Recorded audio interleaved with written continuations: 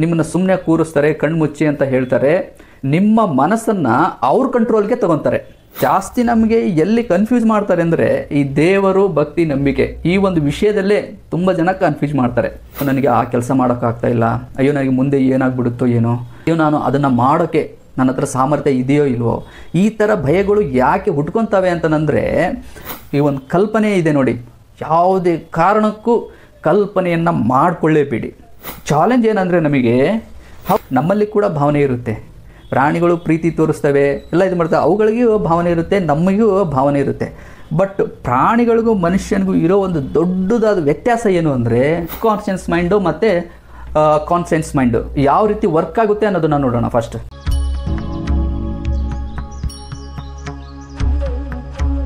ಸ್ನೇಹಿತರೆ, ಹೇಗಿದ್ದೀರಾ? ಆರಾಮಾಗಿದ್ದೀರಾ ಅಂತ ಭಾವಿಸ್ತೀನಿ. ಇವತ್ತಿನ ಒಂದು ವಿಷಯ ಮೈಂಡ್ ಮೆಕ್ಯಾನಿಸಮ್, ಮನಸ್ಸು ಯಾವ ಥರ ಕೆಲಸ ಮಾಡುತ್ತೆ ಅಂತ. ಇದ್ರ ಬಗ್ಗೆ ಪ್ರತಿಯೊಬ್ಬರಿಗೂ ಗೊತ್ತಿರಬೇಕು. ಈ ಭೂಮಿ ಮೇಲೆ ಯಾರೆಲ್ಲ ಬದುಕ್ತಾ ಇದ್ದಾರಲ್ವ ಮನುಷ್ಯರಾದವರು ಈ ಒಂದು ವಿಷಯದ ಬಗ್ಗೆ ತಿಳ್ಕೊಳ್ಳೇಬೇಕು. ಯಾಕೆಂದರೆ ನೋಡಿ, ನಮ್ಮಲ್ಲಿ ಏನಾಗ್ತಾ ಇದೆ, ನಾವು ಏನು ಯೋಚನೆ ಮಾಡ್ತಾ ಇದ್ದೀವಿ, ರೈಟ್, ನಮ್ಮಲ್ಲಿ ಯಾವ ವಿಷಯಗಳು ಅಡಗಿದ್ದಾವೆ, ನಾವು ಯಾವ ರೀತಿ ವರ್ತಿಸ್ತಾ ಇದ್ದೀವಿ, ಅವು ಸರಿನಾ ಅಥವಾ ತಪ್ಪಾ, ಇವೆಲ್ಲವೂ ಗೊತ್ತಾಗಬೇಕು ಅಂದರೆ ಈ ಒಂದು ವಿಷಯ ತುಂಬಾ ಅಂದರೆ ತುಂಬಾ ಇಂಪಾರ್ಟೆಂಟ್. ತನ್ನನ್ನು ತಾನು ಅರಿಬೇಕು ಅಂತ ಹೇಳ್ತಾರಲ್ಲ, ಇದನ್ನೇ. ಈ ಒಂದು ವಿಷಯದ ಬಗ್ಗೆ ಗೊತ್ತಾಯಿತು ಅಂದರೆ ನಾವು ಯಾವ ಪೊಸಿಷನಲ್ಲಿ ಇದ್ದೀವಿ ಅನ್ನೋದು ಗೊತ್ತಾಗುತ್ತೆ. ಇವಾಗ ನೋಡಿ, ಏನಾದ್ರು ಒಂದು ಯೋಚನೆ ಮಾಡ್ತಾ ಅದನ್ನೇ ತಲೆಯಲ್ಲಿ ಇಟ್ಕೊಂಡು ತುಂಬಾ ಕೊರಗ್ತಾ ಇರ್ತೀವಿ, ರೈಟ್. ಅದು ಆ ಥರ ನಮಗೆ ಕೊರಗು ಯಾಕೆ ಬರುತ್ತೆ, ಅದರಿಂದ ನಾವು ಯಾವ ರೀತಿಯಾದ ಪರಿಹಾರಗಳನ್ನು ಕಂಡ್ಕೋಬೇಕು ಅನ್ನೋದು ನಮಗೆ ಗೊತ್ತಾಗಬೇಕು ಅಂದರೆ ಮೈಂಡ್ ಮೆಕ್ಯಾನಿಸಮ್, ನಮ್ಮ ಮನಸ್ಸು ಯಾವ ರೀತಿ ಕೆಲಸ ಮಾಡುತ್ತೆ ಅನ್ನೋದು ಚೆನ್ನಾಗಿ ಗೊತ್ತಿರಬೇಕು. ನೋಡಿ, ನಾವು ಹುಟ್ಟಿದಾಗ ಯಾವ ರೀತಿ ಇರ್ತೀವಿ, ನಮ್ಮ ತಲೆಯಲ್ಲಿ ಏನೂ ಇರೋದಿಲ್ಲ ಹೇಳಬೇಕು ಅಂದರೆ. ಸೊ ಬೆಳೀತಾ ಬೆಳೀತಾ ಬೆಳೀತಾ ಬೆಳೀತಾ ನಮ್ಮಲ್ಲಿ ಸಾಕಷ್ಟು ವಿಷಯಗಳು ಸಂಗ್ರಹ ಆಗ್ತವೆ. ಯಾವ ರೀತಿ ಸಂಗ್ರಹ ಆಗ್ತವೆ ಅಂತಂದರೆ, ಒಂದು ಪ್ರಕೃತಿಯಿಂದ, ರೈಟ್.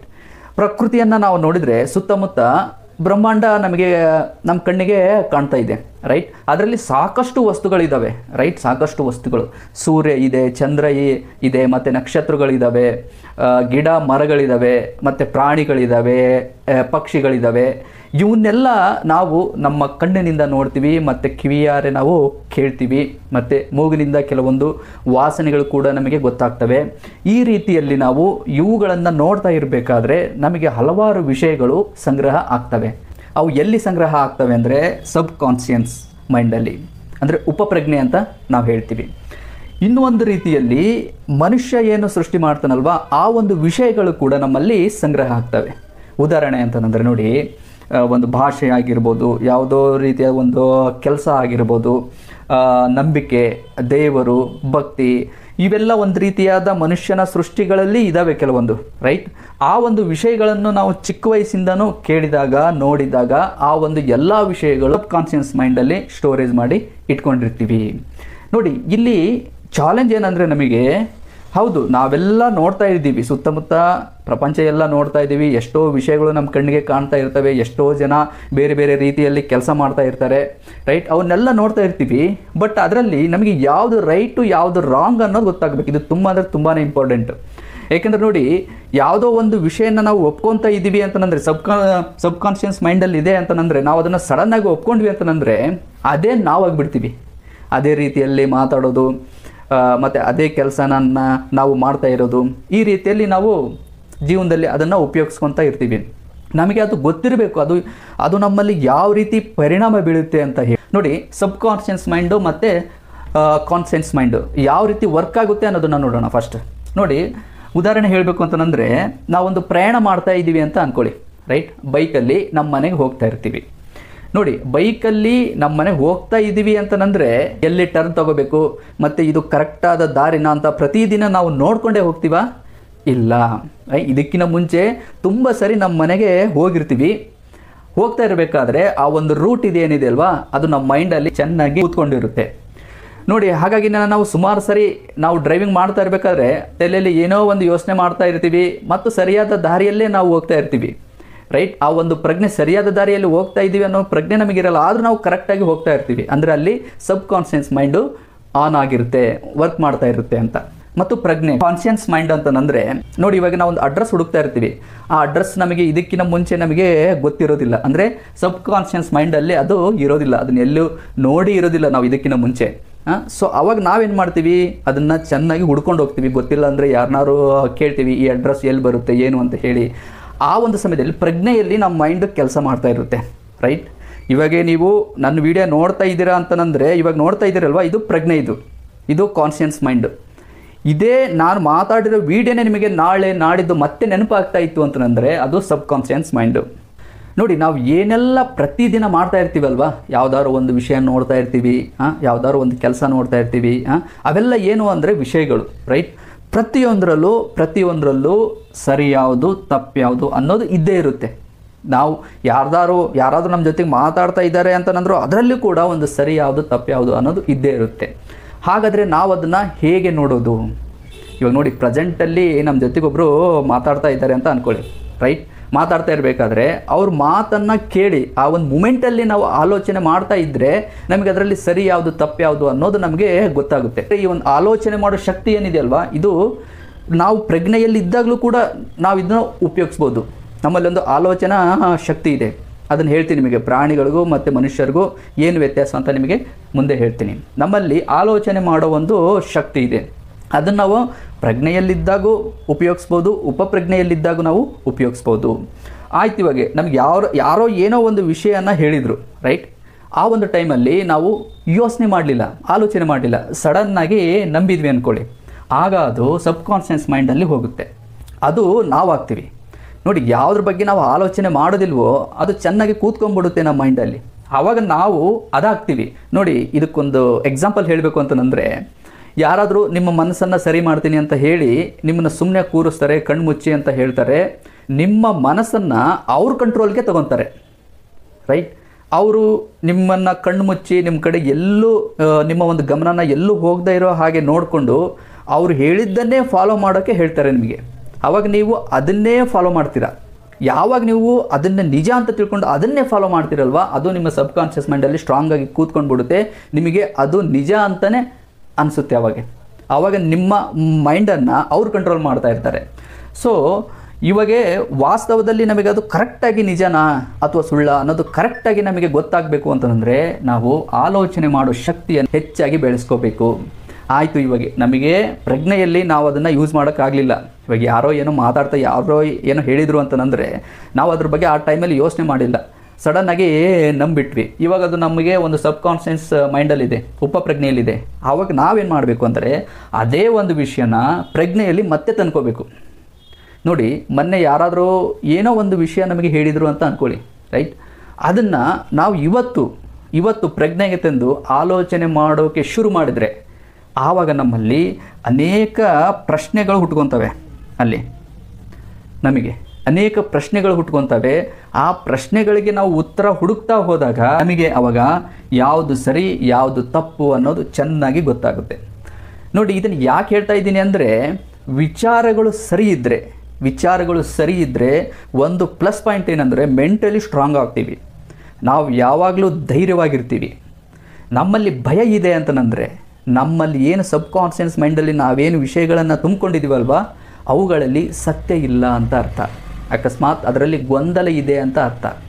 ಹೀಗಿದ್ದಾಗ ಇಂಥ ವಿಷಯಗಳೇ ಹೆಚ್ಚಾಗಿ ಭಯವನ್ನು ಸೃಷ್ಟಿ ಮಾಡೋದು. ಕೆಲವೊಬ್ಬರಿಗೆ ತುಂಬ ಭಯ ಇರುತ್ತೆ ನೋಡಿ, ಅಯ್ಯೋ ನನಗೆ ಆ ಕೆಲಸ ಮಾಡೋಕ್ಕಾಗ್ತಾ ಇಲ್ಲ, ಅಯ್ಯೋ ನನಗೆ ಮುಂದೆ ಏನಾಗ್ಬಿಡುತ್ತೋ ಏನೋ, ಅಯ್ಯೋ ನಾನು ಅದನ್ನು ಮಾಡೋಕ್ಕೆ ನನ್ನ ಹತ್ರ ಸಾಮರ್ಥ್ಯ ಇದೆಯೋ ಇಲ್ವೋ. ಈ ಥರ ಭಯಗಳು ಯಾಕೆ ಹುಟ್ಕೊತವೆ ಅಂತಂದರೆ ಅದ್ರ ಬಗ್ಗೆ ಸರಿಯಾಗಿ ಗೊತ್ತಿರೋದಿಲ್ಲ ಅಷ್ಟೇ. ನೀವು ಅದ್ರ ಬಗ್ಗೆ ತಿಳ್ಕೊಂಡು ಬಿಟ್ಟರೆ ಅದ್ರ ಮೇಲೆ ಭಯನೇ ಇರೋದಿಲ್ಲ ನಿಮಗೆ. ನೋಡಿ, ಆಲೋಚನೆ ಮಾಡೋ ಶಕ್ತಿ ಯಾಕೆ ತುಂಬ ಇಂಪಾರ್ಟೆಂಟ್ ಅಂತ ಹೇಳ್ತೀನಿ ನಿಮಗೆ. ಎಲ್ಲರೂ ಹೇಳ್ತಾರೆ ಬರೀ ಸಬ್ ಕಾನ್ಷಿಯಸ್ ಮೈಂಡ್ ಬಗ್ಗೆ ಹೇಳ್ತಾರೆ ನಿಮಗೆ, ನೀವು ಹಂಗೆ ಮಾಡಿ ಹಿಂಗೆ ಮಾಡಿ ಅಂತ ಹೇಳಿ. ಬಟ್ಟು ಆಲೋಚನೆ ಮಾಡೋ ಶಕ್ತಿ ಇದೆ ಅಲ್ವಾ, ಅದು ತುಂಬಾ ಅಂದರೆ ತುಂಬಾ ಇಂಪಾರ್ಟೆಂಟು. ನೋಡಿ, ಪ್ರಾಣಿಗಳಿಗೆ ಮತ್ತು ಮನುಷ್ಯನಿಗೆ ಹೋಲಿಕೆ ಮಾಡಿದರೆ ತುಂಬ ದೊಡ್ಡ ವ್ಯತ್ಯಾಸ ಇದೆ. ನೋಡಿ ಹೇಳ್ತೀನಿ, ಪ್ರಾಣಿಗಳು ಊಟ ಮಾಡ್ತವೆ, ಅವು ಏನಾದ್ರು ತಿಂತಾ ಇರ್ತವೆ, ಮನುಷ್ಯನೂ ತಿಂತಾನೆ ಅಲ್ವಾ. ಅವನು ಪ್ರಾಣಿನೂ ನಿದ್ದೆ ಮಾಡುತ್ತೆ, ರೈಟ್. ಅವು ನಿದ್ದೆ ಮಾಡ್ತವೆ, ಮನುಷ್ಯನೂ ನಿದ್ದೆ ಮಾಡ್ತಾನೆ. ಮತ್ತು ಪ್ರಾಣಿಗಳಿಗೂ ಕಾಮ ಅನ್ನೋದಿರುತ್ತೆ, ರೈಟ್.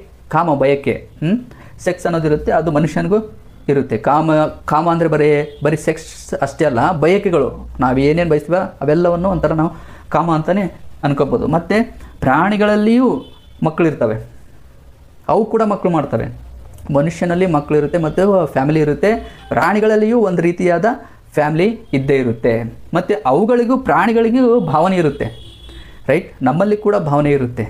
ಪ್ರಾಣಿಗಳು ಪ್ರೀತಿ ತೋರಿಸ್ತವೆ, ಎಲ್ಲ ಇದು ಮಾಡ್ತವೆ, ಅವುಗಳಿಗೂ ಭಾವನೆ ಇರುತ್ತೆ, ನಮಗೂ ಭಾವನೆ ಇರುತ್ತೆ. ಬಟ್ ಪ್ರಾಣಿಗಳಿಗೂ ಮನುಷ್ಯನಿಗೂ ಇರೋ ಒಂದು ದೊಡ್ಡದಾದ ವ್ಯತ್ಯಾಸ ಏನು ಅಂದರೆ ಆಲೋಚನೆ ಮಾಡೋ ಶಕ್ತಿ, ರೈಟ್. ಈ ಆಲೋಚನೆ ಮಾಡೋ ಶಕ್ತಿ ದೇವರು ಮನುಷ್ಯನಿಗೆ ಕೊಟ್ಟಿದ್ದಾನೆ, ರೈಟ್. ಇದು ಒಂದು ಚೈತನ್ಯ ಅಂತಾರೆ ನೋಡಿ, ಚೈತನ್ಯ ಅದು ಮನುಷ್ಯನಿಗಿದೆ.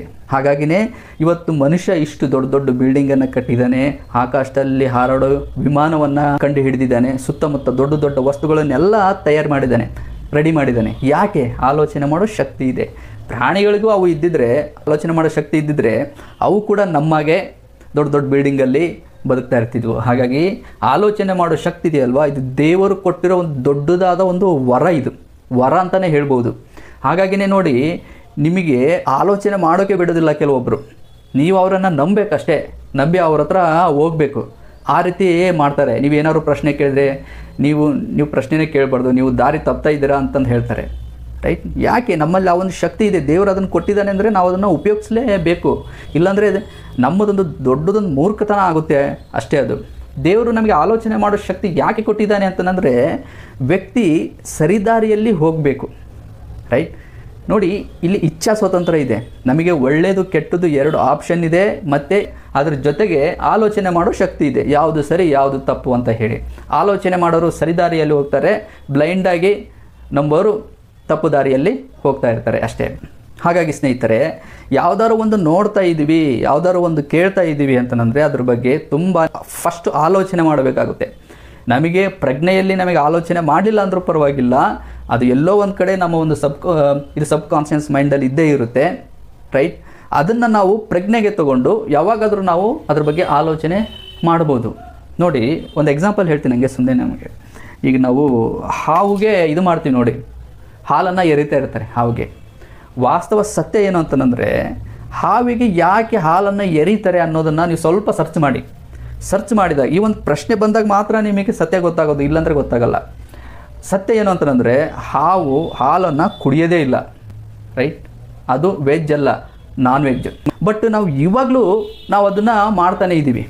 ಬಟ್ ಈ ಒಂದು ನಂಬಿಕೆಗೆ ಅರ್ಥನೇ ಇಲ್ಲ ಇದು, ರೈಟ್. ಈ ಒಂದು ನಂಬಿಕೆಗೆ ಅರ್ಥನೇ ಇಲ್ಲ. ಯಾಕೆ ನಾವು ಅದನ್ನು ಹಾಗೆ ಕಂಟಿನ್ಯೂ ಮಾಡ್ತಾ ಇದ್ದೀವಿ? ಯಾವುದು ನಮ್ಮನ್ನು ಮಾಡಿಸ್ತಾ ಇದೆ ಅಂತಂದರೆ ಅದನ್ನು ನಾವು ಸಬ್ ಕಾನ್ಷಿಯಸ್ ಮೈಂಡಲ್ಲಿ ಆಲ್ರೆಡಿ ನಾವು ತುಂಬಿಕೊಂಡಿದ್ದೀವಿ. ಯಾಕೆಂದರೆ ಚಿಕ್ಕ ವಯಸ್ಸಿಂದನೂ ನಾವು ಕಣ್ಣಾರೆ ನೋಡಿರ್ತೀವಿ ಅಲ್ವಾ, ನಮ್ಮ ಮನೆಯವರು ನಮ್ಮ ಹಿರಿಯರು ಇದನ್ನೇ ಮಾಡ್ತಿರ್ತಾರೆ. ಅದನ್ನು ನೋಡಿ ನೋಡಿ ನೋಡಿ ನೋಡಿ ಕೇಳಿ ಕೇಳಿ ಇದು ಮೈಂಡಲ್ಲಿ ಸ್ಟ್ರಾಂಗಾಗಿ ಕುಂತಿರುತ್ತೆ.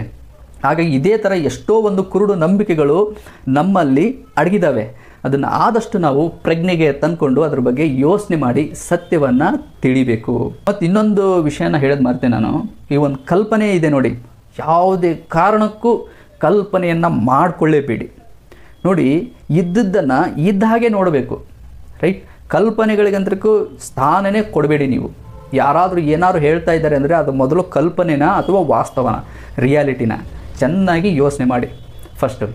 ನೋಡಿ, ನಮಗೆ ಎಲ್ಲಿ ಕನ್ಫ್ಯೂಸ್ ಮಾಡ್ತಾರೆ ಅಂದರೆ ಈ ದೇವರು ಭಕ್ತಿ ನಂಬಿಕೆ ಈ ಒಂದು ವಿಷಯದಲ್ಲೇ ತುಂಬ ಜನ ಕನ್ಫ್ಯೂಸ್ ಮಾಡ್ತಾರೆ.